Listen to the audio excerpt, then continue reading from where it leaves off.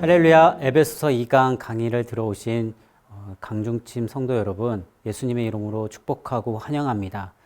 오늘 이 시간 다 같이 기도하고 우리 강의를 듣도록 하겠습니다. 하나님 감사합니다. 주님의 은혜가 이곳 가운데 가득 넘쳐나게 하여 주시고 에베소서를 통하여서 교회에 대한 하나님의 말씀을 우리가 더 정확하게 알아서 건강한 교회 공동체가 되어 오직 하나님께서 행해 주신 그 일들에 대해 찬양과 영광을 올려드리며 주님 앞에 나아갈 수 있는 우리 모두가 되게 하여 주옵소서. 감사드리며 예수님의 이름으로 기도합니다. 아멘. 에베소서는 교회론입니다. 오늘 에베소서 1장 3절에서 23절의 말씀을 통해서 오늘 하나님의 말씀을 나누기 원합니다. 에베소서 1장의 전체 주제는 교회를 영원부터 세우시는 하나님이라고 볼 수가 있습니다. 에베소서 1장 3절에서 23절의 본문 구조를 보면 그리스도 안에서 자기 백성에게 복을 주시는 삼위일체 하나님을 찬송하라. 그리고 회심에 대한 감사와 지혜를 위한 간구, 이 두 가지로 볼 수가 있습니다. 세부적으로 보면 첫 번째, 그리스도 안에서 자기 백성에게 복을 주신 삼위일체 하나님에 대해서 찬양하라 라고 선포합니다. 이것이 오늘 1장 3절에서 14절까지의 말씀입니다. 우리 3절 말씀 다 같이 한번 보겠습니다. 찬송하리로다 하나님 곧 우리 주 예수 그리스도의 아버지께서 그리스도 안에서 하늘에 속한 모든 신령한 복을 우리에게 주시되. 성도는 하늘의 모든 복을 주신 하나님을 찬양하는 것이 마땅합니다. 사도 바울은 이렇게 고백합니다. 찬송하리로다. 인사말이 끝난 후 찬양을 하며 하나님을 높여드리고 있습니다. 하나님으로 인해 감격해하는 그 마음이 고스란히 들어가고 있죠. 마음 깊은 곳에서부터 우러나오는 저절로 하나님을 찬양하는 사도 바울의 편지의 모습을 볼 수가 있습니다. 3절에서 14절의 본문에서 하나님을 찬양하라는 이 외침이 3절 찬송하리로다 라고 시작하면서 각 단락을 마칠 때에 반복적으로 찬송의 문구가 등장을 하게 되는 것이죠. 6절, 12절, 14절입니다. 삼위일체 하나님, 삼위 하나님이 이러한 복을 주신 궁극적인 목적은 하나님의 영광을 찬송하게 하려는 목적이 있습니다. 찬양하는 이유, 하나님이 그리스도 안에서 하늘에 속한 모든 신령한 복을 우리에게 주셨기 때문에 그렇습니다. 하나님은 하늘에 속한 모든 복을 교회인 저와 여러분에게, 우리 공동체에게 주셨습니다. 이 복은 그리스도 안에서 우리에게 주신 것이죠. 또한 이 복은 성령 하나님을 통해 주어졌기 때문에 뭐라고 이야기하냐면 신령한 복이라고 말합니다.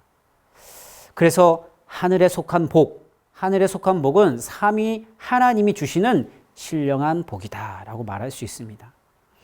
하나님이 주시는 이 복을 하늘에 속한 복이라고 말하는 그 이유는 하나님을 직접 지칭하는 것을 꺼려했던 그 당시의 유대인의 관례 때문에 그렇습니다. 하늘은 유대인이 하나님 대신 쓰는 관용적 표현입니다. 그래서 하나님의 그 보좌, 그리고 통치자, 주대심을 가리키는 의미를 가지고 있습니다. 이 복, 하늘에 속한 이 복은 땅의 어떤 그 복보다 질적으로, 양적으로 완벽하게 탁월하며 영원한 영속성을 가지고 있습니다. 이 복은 하나님 나라의 곧 천국의 복입니다. 이 복은 태초에 하나님이 천지, 다시 말하면 하나님의 나라를 창조하면서 사람에게 주셨던 복입니다. 모든 신령한 복을 우리에게 주시되라고 말을 하는데 여기서 이 주시되는 표현을 어떻게 썼냐면 과거형으로 썼습니다. 다시 말하면 교회는 그리스도 안에서 하나님이 주신 모든 복을 이미 충만하게 받은 것이다 라고 볼 수가 있죠. 그래서 살아가는 신자가 이 땅 가운데서 살아갈 때, 교회로서 살아갈 때에 내가 아직 복을 받지 못했다라고 생각한다면 그것은 잘못된 생각이 되는 것이죠. 그러면 신령한 복의 구체적인 내용은 무엇일까? 삼위 하나님께서 행하신 일들이 무엇일까 살펴보도록 하겠습니다. 1장 3절에서 6절 말씀이죠. 3절을 하나님을 찬양한다고 고백했는데 신령한 복, 하늘에 속한 그 복이 이제 4절부터 삼일체 하나님께서 행하신 복으로 나오는데 4절부터 6절까지의 말씀을 통해서 선택과 양자됨의 이 교리, 그래서 구원을 계획하시고 자녀 삼아 주신, 양자를 삼아 주신 성부 하나님, 그 성부 하나님을 찬송한다라고 고백합니다. 우리 에베소서 1장 4절에서 6절 말씀을 우리 다 같이 한번 읽어보겠습니다. 큰 소리로 읽어볼까요? 곧 창세전에 그리스도 안에서 우리를 택하사 우리로 사랑 안에서 그 앞에 거룩하고 흠이 없게 하시려고 그 기쁘신 뜻대로 우리를 예정하사 예수 그리스도로 말미암아 자기 아들들이 되게 하셨으니 이는 그가 사랑하시는 자 안에서 우리에게 거저 주시는 바 그의 은혜의 영광을 찬송하게 하려는 것이다 라고 말합니다. 성부 하나님은 창세전부터 우리를 거룩하고 흠이 없는 아들로 삼으시기 위해 택하시고 예정하셨습니다. 우리는 이 모든 것을 거저 주시는 하나님의 은혜에 대해서 찬양을 해야 합니다. 4절에서 6절까지의 말씀을 요약해 보면 이 두 가지의 교리를 들 수 있죠. 선택과 양자됨. 창세전부터 우리를 선택하셨다가 때가 되었을 때에 우리를 주의 아들들, 곧 주의 자녀가 되게 하셨다는 것입니다. 본래 자녀가 될 자격도 없고 그럴 처지도 아니었으나 우리를 사랑하시는 그 하나님의 은혜로 그렇게 되었다는 것입니다. 이것이 양자의 교리. 하나님은 창세전 우리를 택하셨습니다. 그리고 그 기쁘신 뜻대로 예정하셨습니다. 그리고 그 예정하심으로 구원을 시작하신 것이죠. 이것을 통해서 우리를 위해 하시는 하나님의 그 사랑이 얼마나 영원하고 크고 불변한 것인지 잘 알 수 있는 것이죠. 이 선택이라는 것, 이 선택은 하나님의 택하심이라고 말하죠. 하나님의 택하심은 시공간을 초월합니다. 창세 전에. 그리고 선택하심의 이 원인은 하나님이십니다. 창세 전에는 피조물이 없습니다. 하나님은 이 세상에 어떤 조건이나 원인이나 자격이나 그 변수에 영향을 받지 않으시죠. 더 나아가서 세상에 그 무엇에 의존하지 않는 선택이기 때문에 그 선택을 취소도 할 수 있는, 그래서 그 취소하고 변경할 수도 있는 그 변수가 이 세상에는 아무것도 없다라는 것이죠. 하나님의 주권이고 하나님의 은혜입니다. 아무 조건 없이 주시는 그 하나님의 사랑이죠. 그러면 이 선택의 대상은 4절에 우리를 택하사라고 말합니다. 우리를. 인류 모든 사람이 아니라 우리라는 이 분류되는 인류의 일부라는 것을 의미를 가지고 있습니다. 하나님의 무조건적인 사랑이 내포되고 있는 것이죠. 우리는 왜 하나님께서 이 사람이 아니라 저 사람을 선택하셨는지 그 이유를 전혀 알 수 없습니다. 다만 우리는 무엇을 할 수 있냐? 그 기쁘신 뜻대로 우리를 예정하셨다라는, 그 선택하셨다라는 것을 믿고 고백할 수밖에 없는 것이죠. 이것이 성경이 말하고 있는 진리입니다. 그러면 선택과 예정의 그 목적은 무엇일까? 그것은 하나님 앞에서 거룩하고 흠이 없게 하시려는 것입니다. 거룩하고 흠이 없어야만 하나님의 아들로서 하나님의 유업, 즉 하나님의 나라에 들어갈 수 있기 때문에 그렇습니다. 사람들의 눈앞이 아니라 하나님의 눈앞에서 거룩함과 흠없음을 이루기 위함이죠. 거룩함은 하나님께 구별된 상태를 의미합니다. 흠이 없음. 이 흠이 없음은 주님의 형상을 온전히 이루는 것. 그리고 거룩하고 흠이 없는 사람은 바로 하나님께 구별된 사람. 하나님의 자녀다운 사람. 그래서 부족함이 없는 사람을 뜻합니다. 우리에게 거룩하고 흠이 없게 될 어떠한 조건이나 자격도 없습니다. 이 선택이 하나님의 은혜로 된 것처럼 거룩하고 흠이 없게 되는 것 또한 전적인 하나님의 은혜로 된다는 사실을 믿으시기 바랍니다. 그래서 거룩하고 흠 없게 되는 이 방식은 어떻게 하냐면 사랑 안에서, 하나님의 사랑 안에서 거룩하고 흠이 없는 온전한 사람이 되는 것입니다. 조건도 없고 자격도 없는 우리에게 베풀어 주시는 하나님의 무조건적인 사랑 안에서만 거룩하고 흠이 없는 그러한 삶을 살아갈 수 있는 것을 기대할 수 있게 되는 것이죠. 선택과 예정의 목적, 두 번째는 하나님의 아들들이 되게 하시는 것, 양자됨이라고 말할 수 있습니다. 하나님의 가족이 되는 것이, 하나님의 가족이 되는 것은 우리는 자녀가 되는 것이고 하나님이 아버지가 되는 것입니다. 하나님의 아들이신 예수 그리스도 안에서 우리를 양자로 삼으셨어요. 하나님의 나라를 상속받게 되었다는 것이죠. 이것은 신분의 변화입니다. 죄의 종, 마귀의 종에서 하나님 아버지의 자녀로 되는 것이죠. 그렇기 때문에 하나님의 자녀가 되기 위해선 거룩하고 흠이 없어야 됩니다. 우리 모두는 원래 범자였던, 그래서 타락하였죠. 하나님 나라에 결코 들어갈 수 없는 죄인입니다. 그러나 하나님은 이런 우리를 어떻게 하냐?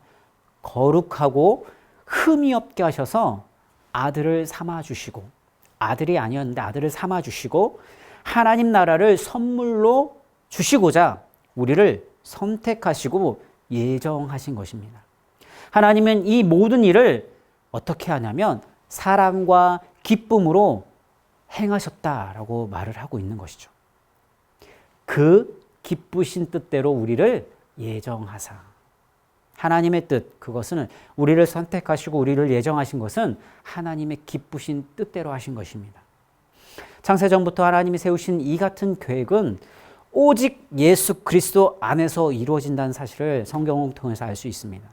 3절에서 14절까지의 말씀, 이 안에서만, 그리스도 안에서, 그 안에서라는 이 표현이 11번이나 나옵니다.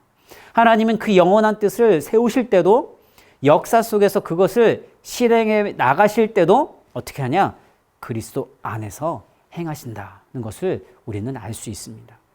하나님의 구원의 경륜과 그 역사는 예수 그리스도의 중심적이라고 말할 수 있습니다. 오직 예수 그리스도 중심적이다. 우리 주님이신 예수 그리스도 없이는 예정도, 죄사함도, 교회도, 천국도 다 없는 것이죠.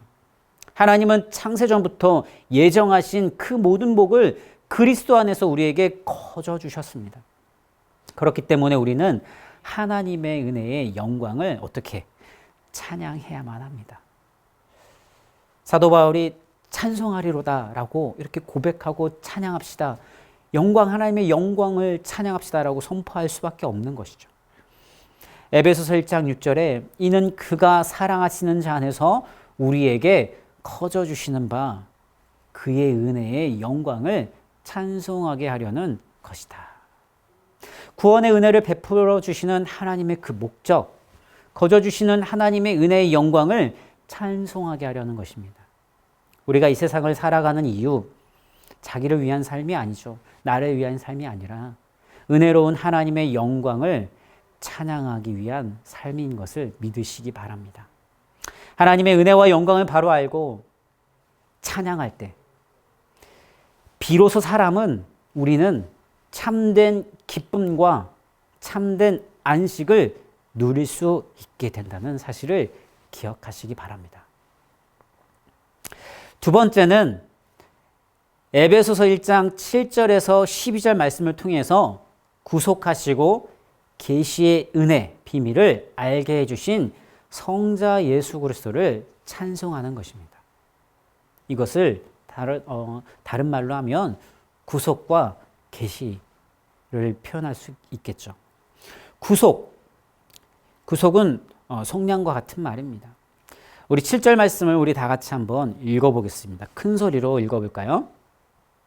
우리는 그리스도 안에서 그의 은혜의 풍성함을 따라 그의 피로 말미암아 속량 곧 죄사함을 받았느니라. 예수 그리스도는 십자가상에서 우리의 죄를 대신 지고 죄의 형벌을 받은 형벌 대속적 죽음으로 죽으셨습니다. 형벌 대속적 죽음으로 죽으셨다는 것이죠. 우리는 예수 그리스도를 믿음으로 속량 곧 죄사함을 받은 복된 존재가 된 것입니다. 하나님은 예수 그리스도의 대속적 희생으로 우리의 죄를 속량해 주셨습니다. 이는 하나님의 풍성하신 은혜로 말미암은 것이고 우리를 거룩하고 흠이 없게 하셔서 어떻게 하냐? 하나님의 자녀, 하나님의 아들로 삼으려는 것입니다. 7절에 나오는 이 피는 예수 그리스도의 형벌 대속적 죽음을 가리키는데 하나님은 공의로우신 분이시기에 죄를 그냥 넘어갈 수가 없습니다. 우리 죄인들을 거룩하고 흠이 없게 하시기 위해 어떠한 대가가 치러져야 하는데 하나님은 자기 아들인 예수 그리스도를 이 땅 가운데 보내셔서 화목 제물이 되게 하십니다. 예수 그리스도의 죽음, 이 화목 제물, 그 죽음을 통하여서 우리의 죄가 사해지는 것이죠. 우리의 죄를 대신 지고 그 형벌을 받아서 우리의 죄를 속하는 형벌 대속적 죽음을 예수 그리스도께서 짊어지셨다는 것이죠. 이제 예수 그리스도를 믿는 모든 사람, 저와 여러분은 그 십자가의 보혈의 은혜로 말미암아 모든 죄를 사함 받았고 거룩하고 흠이 없게 된 존재입니다. 예수 그리스도 안에서 죄 사함을 받았을 뿐만 아니라 그분의 의를 가진 것으로 여겨졌기 때문에 예수 그리스도의 피로 죄 사함을 받아 거룩한 하나님의 아들이 된 것입니다. 속량, 이 속량은 대가를 지불하고 노예나 전쟁포로를 자유하게 하거나 되사오는 것을 의미하는 것이죠. 당시에 상업적 용어를 썼던 것입니다. 예수 그리스도의 이 죽음, 화목제물로서의 이 죽음으로 자신을 하나님께 드리는 것이죠. 예수 그리스도는 자신을 하나님께 화목제물로 드립니다. 그 화목제물로 드려지는 그것을 통하여서 우리를 사탄의 나라, 죄의 지배 아래 있는 사탄의 나라, 그 나라에서 어디 나라로? 하나님의 나라로 옮기신 것입니다. 하나님 그리스도 예수 안에 있는 속량으로 말미암아 우리를 아들 삼아 주시고 하나님 나라를 기업, 곧 상속물인 하나님의 나라를 우리에게 주셨습니다. 그것은 하나님의 풍성한 은혜, 은혜의 풍성한 하나님께서 부어주시는 놀라운 은혜입니다. 하나님의 풍성하신 은혜로 우리는 하나님을 찬양할 수밖에 없습니다. 그럼 다음은 에베소서 1장 8절부터 10절까지의 말씀, 이 말씀을 통해서 계시가 어떤 것인지 보여주고 있습니다. 우리 다 같이 에베소서 1장 8절부터 10절까지의 말씀을 다 같이 읽어보겠습니다. 큰 소리로 읽어볼까요? 이는 그가 모든 지혜와 총명을 우리에게 넘치게 하사 그 뜻의 비밀을 우리에게 알리신 것이요 그의 기뻐하심을 따라 그리스도 안에서 때가 찬 경륜을 위하여 예정하신 것이니 하늘에 있는 것이나 땅에 있는 것이 다 그리스도 안에서 통일되게 하려 하심이라. 아멘. 하나님은 예수 그리스도를 보내시면서 그 뜻의 비밀도 계시하셨습니다. 하나님의 그 계획은 때가 찼을 때 그리스도 안에서 이루실 경륜으로서 만물을 그리스도 안에서 통일하시는 것입니다. 여기에서 이 통일이란 사람을 포함한 모든 창조 세계를 하나님의 뜻대로 아름답고 풍성하며 조화롭게 회복시키는 것입니다. 창세로부터 진행되어 오던 하나님의 그 구원의 경륜의 그 중심에는 예수 그리스도가 계십니다. 그렇기 때문에 하나님은 예수 그리스도를 이 땅에 보내주실 때 그 모든 경륜, 이 경륜은 계획을 말합니다. 이 모든 경륜도 분명하게 우리에게 계시가 된 것이죠. 경륜의 핵심, 하나님의 그 계획의 핵심은 무엇이냐? 때가 차면 그리스도 안에서 만물이 통일되게 하신다는 것입니다. 그러면 만물이 통일된다는 것은 무엇이냐? 여기에서 이 통일은 그리스도 안에서 모든 것이 제자리를 찾는다는 것을 의미합니다. 회복된다는 것이죠.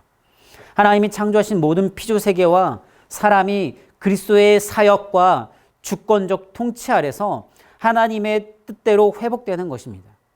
여기서 말하는 그리스도의 사역은 하나님께서 하나님의 은혜 가운데 이 땅 가운데 오시고 율법을 다 완수하시고 십자가의 대속적 형벌 대속적 죽음으로 죽으시고 부활하신 것을 말씀합니다. 아담의 범죄로 사람뿐만 아니라 모든 피조세계까지 타락하고 부패하여 원래의 아름다움과 풍성함 그리고 완벽한 조화가 사라져 버렸습니다. 하나님께서는 에덴 동산을 하나님의 나라를 창조하셨을 때 정말로 아름답게 창조하셨는데 범죄로 말미암아 아담의 범죄로 말미암아 그 모든 것이 타락됐고 그 모든 아름다웠던 것들이 조화로웠던 것들이 한순간에 사라지게 되어버린 것이죠. 그러나 하나님은 그의 창조 세계를 포기하지 않고 처음부터 예수 그리스도 안에서 이 모든 것을 회복하시기로 계획하신 것입니다. 그리고 정하신 때가 되었을 때 하나님은 구원 역사를 행하시면서 그 구원 계획도 아주 밝히 보이도록 깨닫도록 계시하신 것입니다. 하나님의 구원도 그리스도 안에서 성취되었고 하나님의 계시도 그리스도 안에서 주어졌습니다. 그러면 어떻게 만물이 통일되었는가? 그것은 그리스도 안에서 통일된 것입니다. 만물의 통일은 우리 주 예수 그리스도의 사역으로 시작되었고 전진하고 완성되는 것입니다. 예수 그리스도의 십자가의 사역으로 그 토대가 마련되었죠. 그리고 승천하셔서 주가 되신 예수 그리스도가 성령을 보내주셔서 그리고 다스리심으로 그 통일의 역사를 진행해 나가고 계십니다. 그리고 장차 재림하심으로 그 모든 것들이 완벽하게 완성될 것입니다. 교회는 그리스도 안에서 이루어질 만물의 통일, 그 만물의 통일의 첫 번째 열매입니다. 그래서 교회가 정말로 소중합니다. 주 예수 그리스도를 머리로 하나 되어 한 몸, 한 가족으로 아름답고 복되게 살아가는 것은 만물을 통일되게 하시는 하나님의 그 경륜, 하나님의 놀라운 구원의 계획, 그것이 어떤 것인지 자세히 보여주고 있는 것입니다. 교회는 만물의 통일이 이미 시작되었으며 하나님의 나라가 힘차게 이 세상에 임하고 있음을 보여주는 증거입니다. 하나님은 비밀로 남아있던 이 모든 통일 계획, 구원의 그 경륜을 신약 시대의 사도와 선지자들에게 계시하셨습니다. 이것은 예수 그리스도가 구원 사역을 완성하시고 모든 것을 밝히심으로 가능한 일이 된 것인데 사도 바울은 계시로 이 비밀을 알았다라고 말합니다. 하나님의 모든 구원 계획은 사도와 선지자들의 증거에 의해서 신약 성경의 형태로 교회에 전해집니다. 또한 교회 자체가 그 계획이 성취되고 있는 증거이기도 하죠. 이제 모든 사람이 하나님의 구원 계획, 즉 복음을 들을 수 있게 되는 것입니다. 교회는 하나님의 그 뜻의 비밀을 알려주신 것처럼 온 세상에 복음을 전하는 것을 최고의 사명으로 삼고 있는 것입니다. 에베소서 1장 11절부터 12절의 말씀을 우리 다 같이 읽어보겠습니다. 모든 일을 그의 뜻의 결정대로 일하시는 이의 계획을 따라 우리가 예정을 입어 그 안에서 기업이 되었으니 이는 우리가 그리스도 안에서 전부터 바라던 그의 영광의 찬송이 되게 하려 하심이라. 아멘.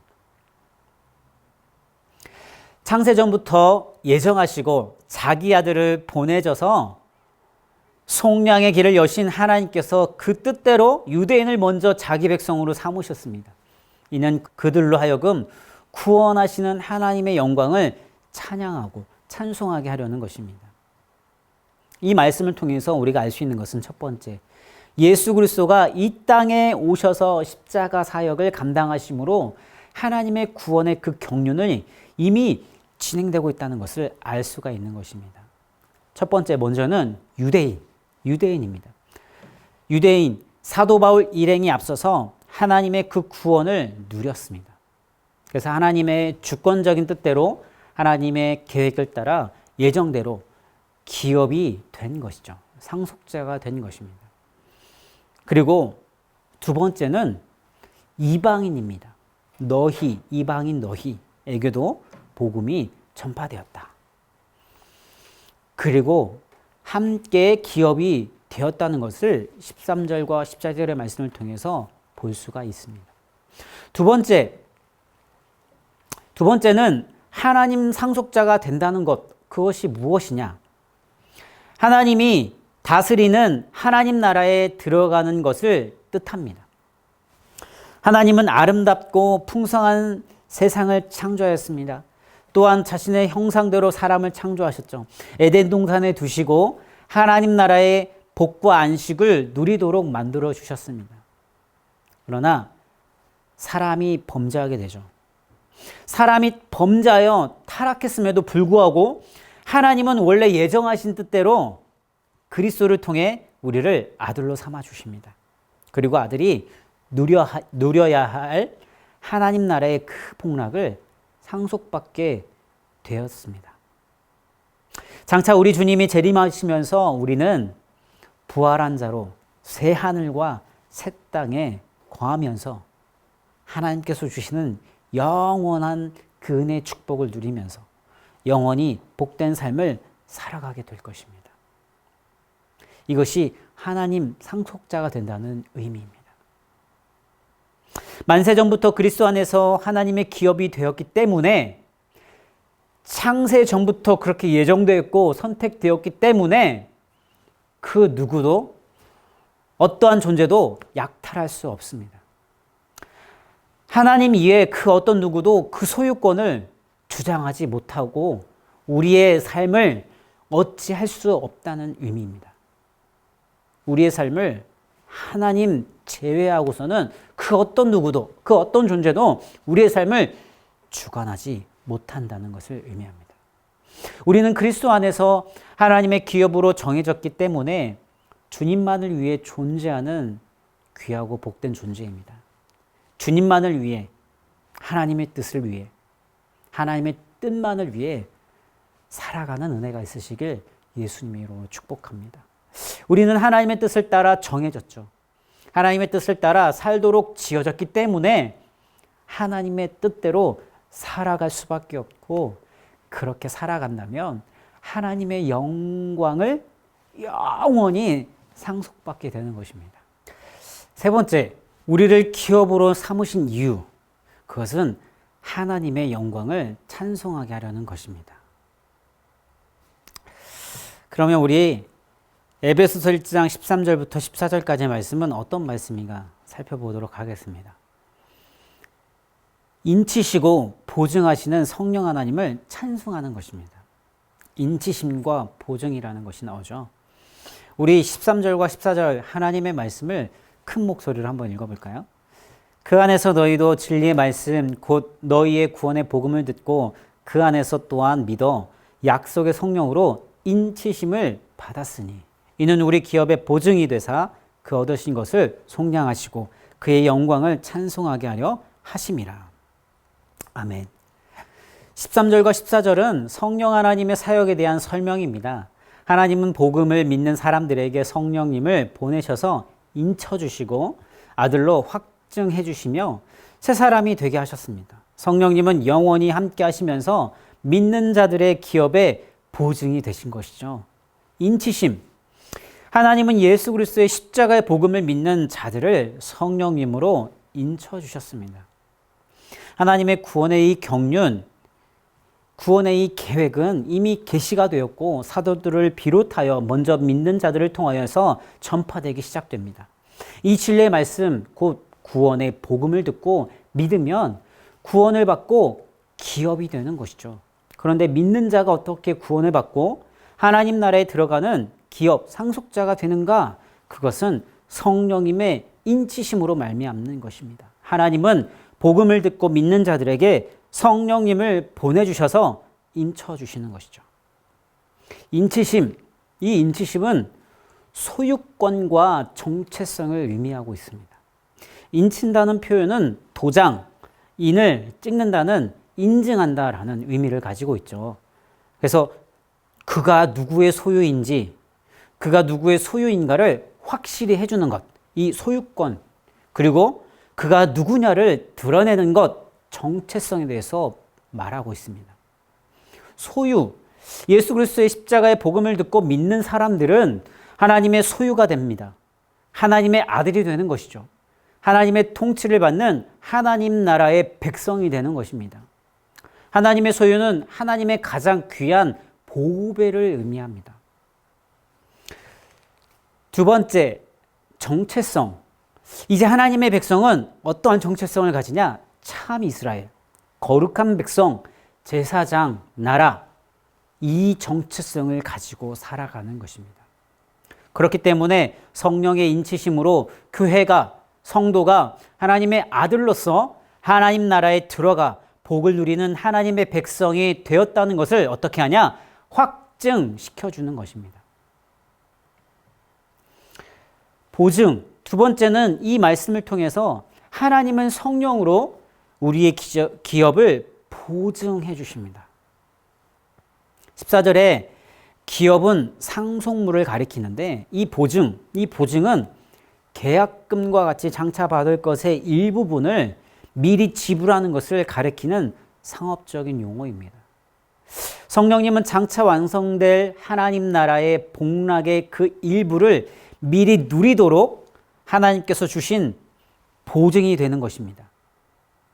하나님은 성령님을 통해 하나님 나라 곧 천국의 복락을 우리가 죽고 난 뒤 예수 그리스도가 재림하고 난 뒤에 누리는 것이 아니라 그것은 이미 누릴 것을 확정되어 있고 그 천국의 복락을 미리 예수 그리스도를 믿는 그 순간부터 성령님의 은혜 안에서 우리가 살아가는 복된 사람은 천국의 복락, 하나님의 그 나라의 은혜의 복들을 미리 누리도록 하신다는 것입니다. 뿐만 아니라 마지막 완성의 보증까지, 다시 말하면 우리가 예수님께서 재림하실 때에 우리 육체가 부활해서 하나님과 하나님 나라에서 영원한 복락을 누리는 것, 그것이 마지막까지 성령님께서 보증해 주신다는 것입니다.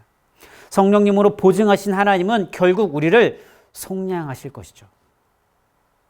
우리는 성령님을 통해 부활하여 새 하늘과 새 땅에서 예수님과 함께 영원한 복락, 영생을 누리게 될 것입니다. 하나님이 보내신 이 성령님은 약속의 성령님이십니다. 하나님은 때가 되면 그의 백성을 구원하시기 위해 메시아, 그리스도와 성령님을 보내시겠다고 약속하셨죠. 하나님은 약속하신 성령님, 이 새 영을 통하여서 예수 그리스도를 믿는 모든 사람에게 주실 것이라고 약속하셨습니다. 그래서 예수 그리스도가 이루신 그 모든 것으로 새로운 사람, 예수 그리스도를 믿는 사람들을 새로운 사람으로 만드시는 것입니다. 이 새 사람, 새로운 사람, 이 새 사람은 모든 죄가 사해져서 깨끗함을 받은 의인으로서 살아갑니다. 하나님의 거룩한 법이 그 마음 가운데 새겨지고 하나님과 그 법을 사랑하면서 그 새로운 마음, 하나님과 그 법을 사랑하는 새로운 마음, 부드러운 마음을 가지게 된 것입니다. 그래서 거룩하게 살 수 있는 새로운 존재가 되는 것이죠. 이 새로운 존재를 새 언약, 백성, 곧 교회를 말합니다. 이 모든 약속이 오순절 성령 강림으로 성취가 되었죠. 주가 되신 예수 그리스도가 그를 믿는 우리에게 성령님을 보내주셨습니다. 성령님으로 인치심을 받은 신약시대, 새 언약시대의 성도들은 예수 그리스도의 모든 충만함으로 서로 사랑하며 주님이 주신 사명을 감당하는 새 언약 백성, 즉 교회가 되는 것입니다. 두 번째, 에베소서 1장 15절부터 23절 말씀을 통해서 회심에 대한 감사와 지혜를 위한 간구가 나옵니다. 그것의 첫 번째는 15절부터 19절까지의 말씀인데, 이 말씀을 통하여서 믿음과 사랑에 대한 감사와 조명을 하나님 앞에 간구하는 사도 바울의 기도가 나옵니다. 우리 에베소서 1장 15절부터 19절까지의 말씀을 다 같이 읽어보겠습니다. 이로 말미암아 주 예수 안에서 너희 믿음과 모든 성도를 향한 사랑을 나도 듣고 내가 기도할 때 기억하며 너희로 말미암아 감사하기를 그치지 아니하고, 우리 주 예수 그리스도의 하나님 영광의 아버지께서 지혜와 계시의 영을 너희에게 주사 하나님을 알게 하시고 너희 마음의 눈을 밝히사 그의 부르심의 소망이 무엇이며 성도 안에서 그 기업의 영광의 풍성함이 무엇이며 그의 힘의 위력으로 역사하심을 따라 믿는 우리에게 베푸신 능력의 지극히 크심이 어떠한 것을 너희로 알게 하시기를 구하노라 라고 말씀합니다. 아멘. 이 말씀을 통해서 첫 번째, 사도 바울은 에베소 성도들을 위해 기도하고 있는 모습을 볼 수가 있죠. 성도들이 하나님을 더 잘 알도록 지혜와 계시의 영, 곧 성령님을 주시라는 기도입니다. 물론 에베소 성도들은 이미 성령님을 받아 믿음과 사랑으로 살아가고 있었습니다. 하나님과 예수 그리스도를 알고 있었습니다. 그런데 성도의 신앙생활은 계속해서 하나님을 알아가는데 더 잘 알아가는 삶이어야 합니다. 하나님을 더 잘 아는 것은 무엇이냐? 하나님을 더 잘 알면 우리가 기쁨이 넘치게 됩니다. 성도의 가장 큰 기쁨, 하나님을 더 깊이 알아갈 때 우리의 소망과 우리의 은혜, 그리고 우리가 안에 있었던 그 모든 것, 누리지 못했던 것들이 기쁨으로 누릴 수 있게 되는 것이죠. 그리고 더 견고한 믿음을 가지게 됩니다. 더 나아가서 큰 은혜를, 하나님께서 주신 그 모든 것들이 하나님의 은혜라는 것을 알고 하나님의 은혜를 누리게 된다는 것입니다. 하나님을 더 잘 안다는 것은 큰 기쁨이 되고 견고한 믿음을 갖게 되며 큰 은혜를 누리게 된다는 것을 기억하시기 바랍니다. 하나님을 아는 방법은 무엇이냐? 사도들의 가르침과 신약 성경, 즉 하나님의 계시라고 말할 수 있는 것이죠. 오늘날로 말하면 성경 66권로 우리가 볼 수가 있습니다. 그리고 성령님은 그 계시를 통해서 하나님을 더 잘 알도록 역사하고 계십니다. 조명해 주시는 것이죠. 하나님의 말씀을 깨닫도록. 하나님은 예수 그리스도 안에서 어떻게 됐냐? 계시가 되었습니다. 예수 그리스도를 통해 하나님의 그 성품과 행하심이 분명히 드러나고 있습니다. 그렇기 때문에 하나님은 우리 주 예수 그리스도의 하나님이시다라고 고백할 수 있는 것이죠. 사도 바울은 어떠한 기도를 드리고 있습니까? 성령님이 우리의 마음의 눈을 밝혀주시도록 기도하고 있습니다. 왜 이러한 기도를 하고 있습니까? 사도 바울은 성도들의 마음의 눈이 밝아져서 그들이 무엇을 그들에게 필요한 것, 또 무엇을 알기를 원하는가, 그것은 세 가지로 볼 수가 있습니다. 첫 번째는 하나님의 부르심의 소망이 무엇인지 알아가기 원한다. 두 번째는 하나님의 기업의 영광의 풍성함이 무엇인지 알기 원하는. 세 번째는 하나님의 능력이 얼마나 큰지 알기를 원하는 마음으로 이 세 가지에 대해서 기도하고 있는 것이죠. 하나님의 부르심의 소망이 무엇인지 알기를 구하는 이 사도 바울의 기도. 하나님은 소망이 없던 죄인을 부르셔서 소망을 갖게 하셨습니다. 사도 바울은 성도들이 장차 누리게 될 완전한 그 복이 무엇인지 더 알아가길 원했습니다. 그래서 기도를 하고 있는 것이죠. 그들이 궁극적으로 누리게 될 부활의 영광, 그리고 새 하늘과 새 땅에 들어가 누리게 될 복된 삶은 모든 성도의 소망입니다. 이미 이 땅에서의 이 복의 일부를 누리고 있기에 그 소망은 더 확실하죠. 만일 신자가, 성도가 이 소망이 무엇인지 더 잘 안다면 그 성도의 삶은 기쁨으로 충만한 삶이 될 것입니다. 그리고 어떠한 어려움과 힘든 일들이 와도 기쁨 가운데 그 그날이 오기를 기다리고 하나님의 때로 말씀을 순종하며 살아가게 될 것입니다. 하나님의 부르심의 소망이 무엇인지 아는 사람들에게 주어지는 놀라운 은혜이죠. 두 번째는 하나님의 기업의 영광의 풍성함이 무엇인지 알기를 간구하고 있습니다. 여기에서의 기업은 에베소서 1장 14절에서 나온 것처럼 상속물, 상속재산을 가리킵니다. 하나님이 그의 자녀에게 주시는 것을 의미하죠. 성도는 이미 기업을 받아 누리고 있으며 장차 모든 기업을 받을 것입니다. 정말로 그것은 대단한 은혜이고 풍성한 영광을 지니게 된 것이죠. 그렇기 때문에 성도는 그것을 더 알도록 소망해야 합니다. 그가 가진 소망이 무엇인지 알아야 하며 더 나아가서 그 기업의 영광이 얼마나 풍성한지도 알아야 하는 것이죠. 성도는 그리스도와 함께 한 상속자입니다. 우리 주 예수 그리스도의 영광을 잘 알고 묵상하면 할수록 우리의 영광도 잘 알 수 있을 것입니다. 우리는 예수 그리스도의 영광의 몸의 형체와 같이 부활할 것이고 새 하늘과 새 땅에서는 하나님의 영광이 비치고 있는 어린 양의 그 등불이 될 것입니다.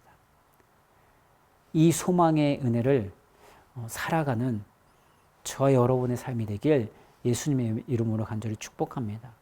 마지막으로 기도하고 있는 것은 눈을 밝혀서 어떤 것을 알기 원하냐? 하나님의 능력이 얼마나 큰지를 알기를 간구하고 있습니다.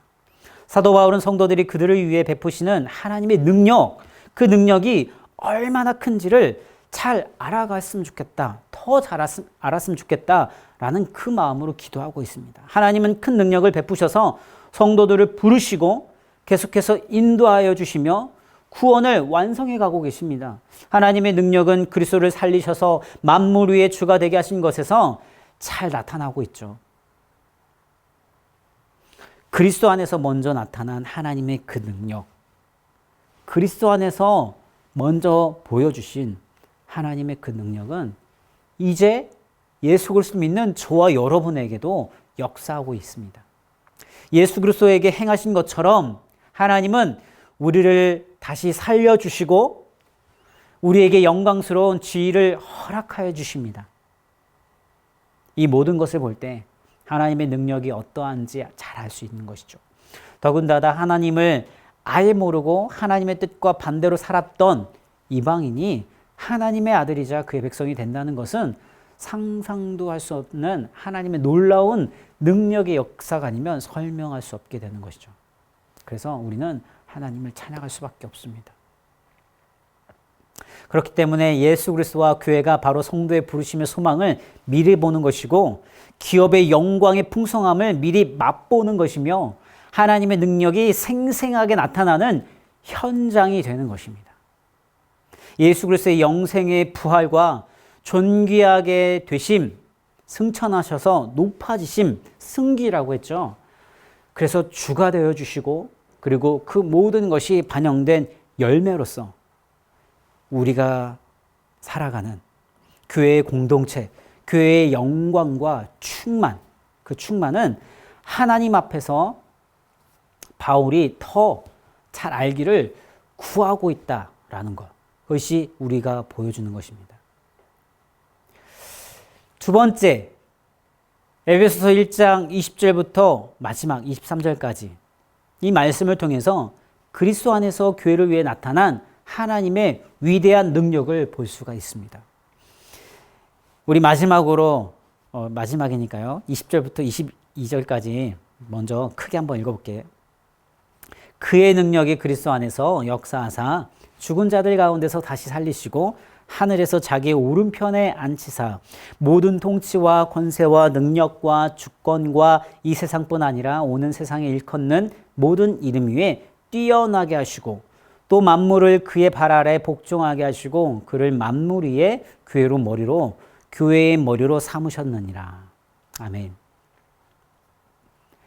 우리를 구원하시며 영광스럽고 풍성한 기업을 누리게 하시는 하나님의 능력은 이미 그리스도 안에서 나타났습니다. 여기에서는 하나님의 능력을 세 가지로 설명하는데 첫 번째는 하나님은 그리스도를 죽은 자들 가운데서 다시 살리셨습니다. 두 번째는 하나님은 그리스도를 자기 오른편에 앉히사 모든 것보다 뛰어나게 하시고 만물을 그 발 아래 복종하게 하셨습니다. 세 번째는 하나님은 그리스도를 만물 위에 교회의 머리로 삼으셨습니다. 그래서 첫 번째 보면 하나님은 그리스도를 죽은 자들 가운데서 다시 살리셨는데 하나님은 예수 그리스도를 다시 살리셨습니다. 그리스도의 부활은 한 개인에게 일어난 신비한 사건이나 일시적인 부활이 아닙니다. 그리스도의 부활은 죄와 사망의 세력이 영원히 깨졌으며 영원한 생명이 나타났다는 것을 의미합니다. 그 부활로 인해서 죄와 사망을 무기로 하여 죄인들을 지배하고 큰 고통을 주던 사탄은 무장해제된 것입니다. 다시 말하면 예수 그리스도의 십자가 형벌 대속적 죽음은 우리 죄의 형벌을 그가 대신 받으심으로 우리가 구원받았음을 보여주며 그의 부활은 그 십자가의 사역으로 인해 죄와 죽음이 폐하여졌다는 것을 나타내고 있습니다. 능력의 하나님이 예수 그리스도를 이 땅에 보내주시고 그 십자가 대속적 죽음과 부활을 통해 이 모든 일을 행하셨습니다.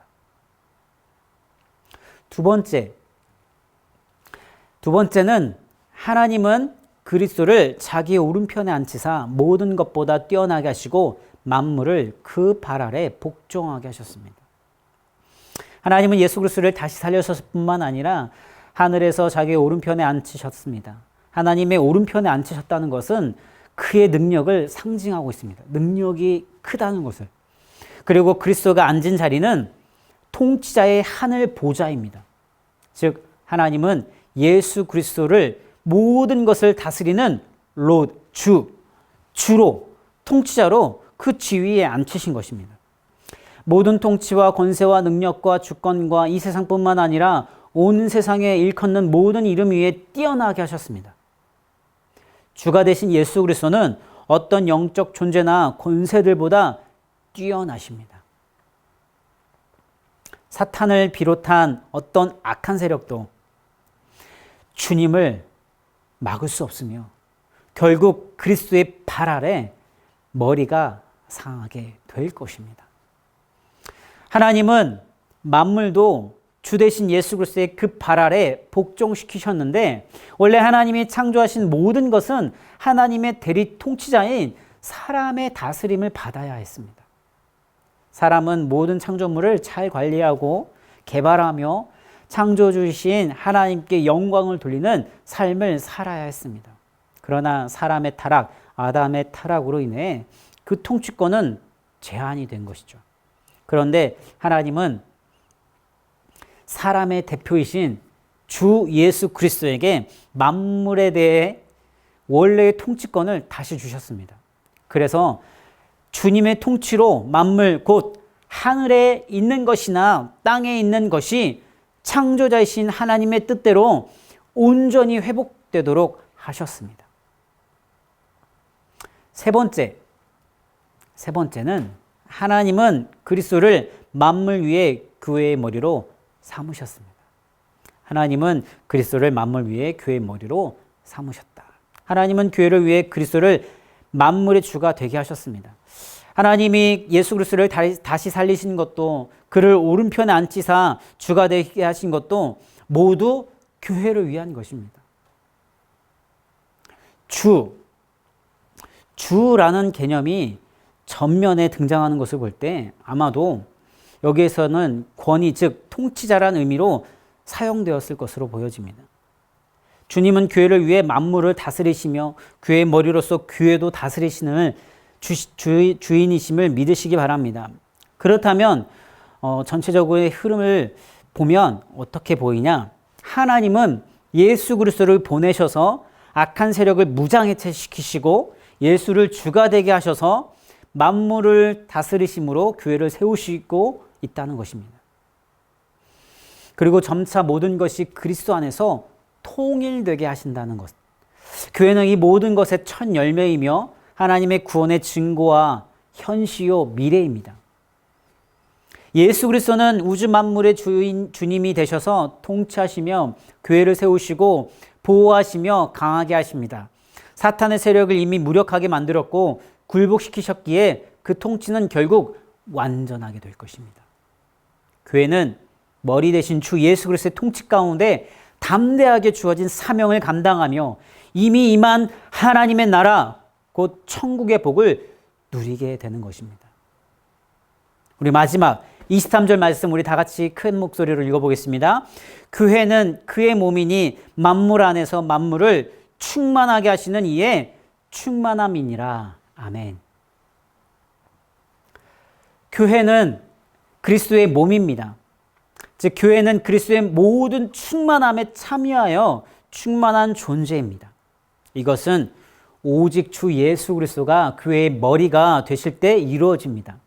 만물을 통일하고 회복하는 주님의 그 사명이 먼저 교회 안에서 교회에 성취된 것입니다. 이 말씀을 통해서 첫 번째, 교회는 그리스도의 몸이고 그리스도의 충만이라는 것을 볼 수가 있습니다. 교회는 그리스도의 몸입니다. 그리고 교회는 그리스도의 충만함이 있다는 것입니다. 교회는 머리이신 그리스도의 통치로 인해 존재하고 유지가 되고 있습니다.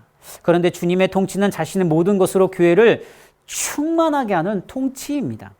그것을 몸의 이미지로 설명하는데 주님의 통치는 주님의 충만이며 머리 되신 주님은 교회를 자신의 몸이 되게 하십니다.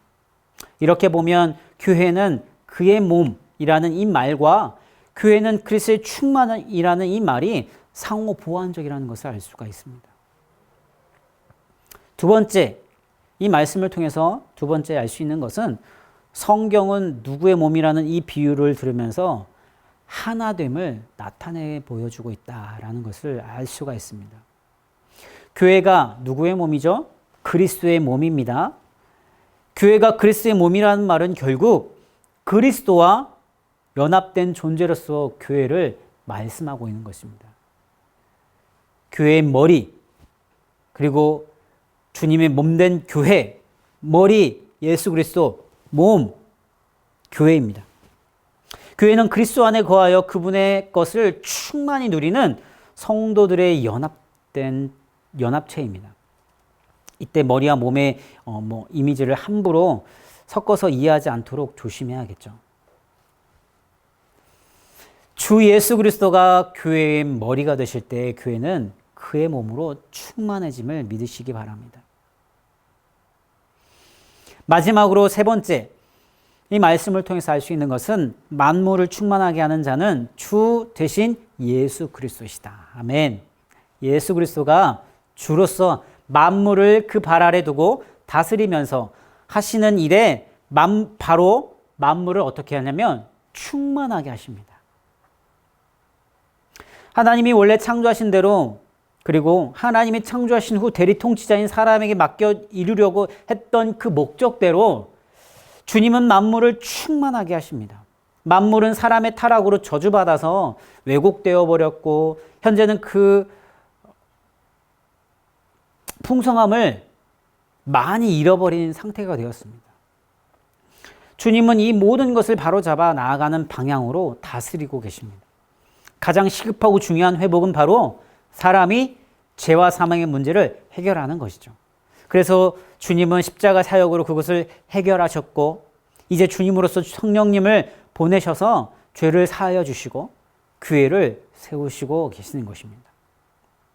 즉 만물을 충만하게 하는 주님의 사역이 먼저 교회에게 이루어져 그 결실을 보고 있는 것입니다. 오늘 1장 전체를 보았습니다. 1장 전체에서 묘사되는 교회의 모습, 참으로 영광스럽고 충만하죠.